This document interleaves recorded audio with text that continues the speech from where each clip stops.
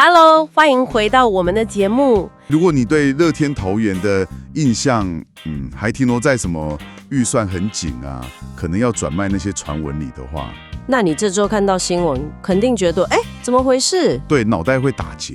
就是他们前脚才刚把自家养大的王牌投手黄子鹏送走，后脚又把那个旅美回来的大物曾仁和直接丢出60人保护名单。没错，这操作真的让人看不懂，感觉像是在清仓大拍卖，对不对？但他们一转身，哇，又用破队史纪录的天价把看板球星林立给牢牢锁住。这到底是在玩什么把戏？是啊，这究竟是大破大立的重建，还是一场你看不到的精密资本游戏？今天我们就是要来好好拆解一下，把乐天这波让人撩浪的操作放到整个联盟的宏观视角。看看在陈杰宪、张育成这些顶级合约之后，中华职棒是怎么正式走进这个所谓的1元时代。好，那我们就直接切入核心，这整起风暴的中心就是那张合约本身。林立的续约，乐天端出来的是一张8年总值高达1.5亿新台币的合约。我想你听到1.5亿这个数字，第一个反应大概也是哇，但这个哇的背后，它到底代表了什么？它代表平均月薪会直接冲破160万。160万。这不只是乐天队史的最大合约。Steven 大大的肝需要您的守护。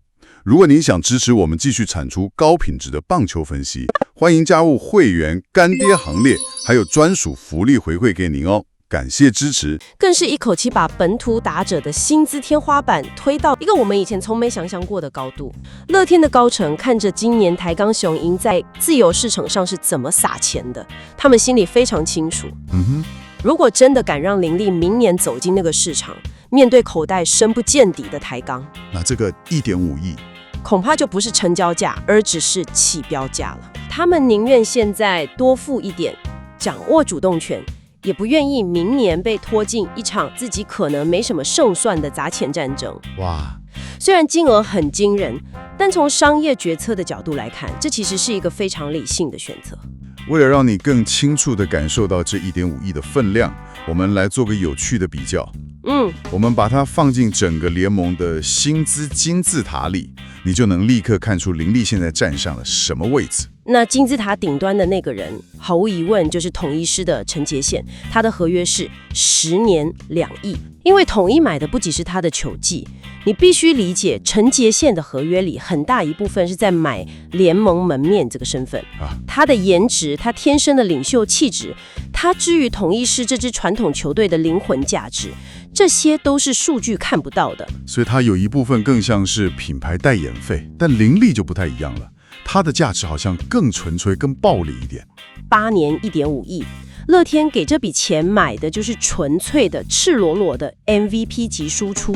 在这几位顶级球星里，林立的攻击破坏力，或者说他的天花板，可能是最高的。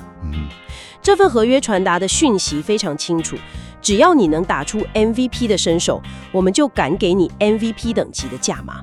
这是对实力最直接、最粗暴的肯定。好。然后在第3层，我们看到了中信兄弟的江坤宇，他的合约是10年1.47亿，只有是另一种完全不同的投资逻辑了。阿坤的价值在于不可替代性跟未来性。第一，他是联盟的守备中枢，一个能帮你稳定10年游击防区的球员，这种安心感值多少钱？无价。第二，他还非常年轻，对，还很年轻。兄弟投资的是他未来整整10年的黄金巅峰期。如果你把合约看成股票，那江坤宇这张就是风险极低的长期绩优股。再往下看，味全龙的陈子豪，10年1.3亿。中职史上第一位靠转队拿到1元合约的球员。对，陈子豪的合约价值有一部分你要把它看作是包含了转队费的溢价。市场需求。当时的味全龙极度渴望冲炮手，而他正好是市场上最稀缺的那个货源。最后还有一个特殊的存在，富邦悍将的张育成，3年半9250万。虽然总值没破亿，但他的单位价格是最高的。他是真正的薪资还地，月薪超过200万，这已经不能用中职的标准来看待了。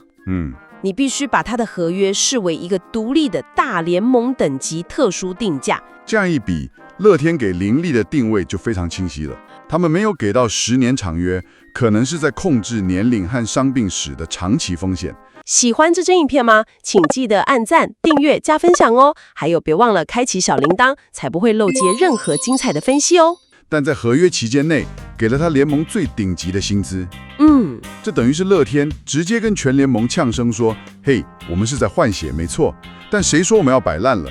林立就是我们的神主牌，谁都别想动。”没错。但最让人想不通的就是这个强烈的对比，这边像是怕钱花不完，另一边却又像在清仓大卖。对，我们来看看投手这边他们是怎么操作的。这个反差真的会让球迷觉得精神错乱，天壤之别。这也让你看到球团经营层在做决策时是多么务实，甚至可以说是冷酷。先看黄子鹏，这位乐天一手培养出来的潜水艇王牌，行使 FA 转去台钢，拿到一张5年6600万的大合约。这对看着他一路成长的桃园球迷来说，情感上肯定很难接受。那乐天的回应是什么？不仅完全没有跟进报价，而且在补偿方案上，他们做出了最让大家意外的选择，拿全额转队费，直接拿钱。这背后的算盘是什么？等于是把一个活生生的王牌投手直接换成的一叠钞票。乐天现在的经营逻辑是现金流至上，与其从台钢的保护名单外挑一个不确定能不能养起来还要占名额的年轻球员，他们宁愿直接拿1000万现金。这笔钱很灵活，对，可以拿去补贴林立第1年的签约金，也可以拿去付洋投的薪水，在高点的时候获利了结，把未来的风险丢给下一个接手的人。如果说黄子鹏的离开是资产变现，那曾仁和案例就更残酷了，这根本就是停损。曾仁和是直接被放在60人保护名单之外，变成战力外球员。市场消息很快就传出，他跟味全龙达成共识，月薪从原本的50-60万直接被砍到40万左右，而且还附加了一大堆激励条款。这等于是乐天看着他这2年的伤病史和球速下滑的数据，直接判定他不值得原有的高薪，选择壮士断腕。而这就给了味全龙一个机会。我们都知道叶君璋总教练最擅长经营再生工厂，乐天赌他回不去了，成功省下一大笔钱。味全则赌他能复活，捡到一个大便宜。所以在1周之内，乐天投手轮值直接够挖掉了2个重要的洞。这是一场巨大的豪赌，而他们唯一的筹码就是他们的洋投。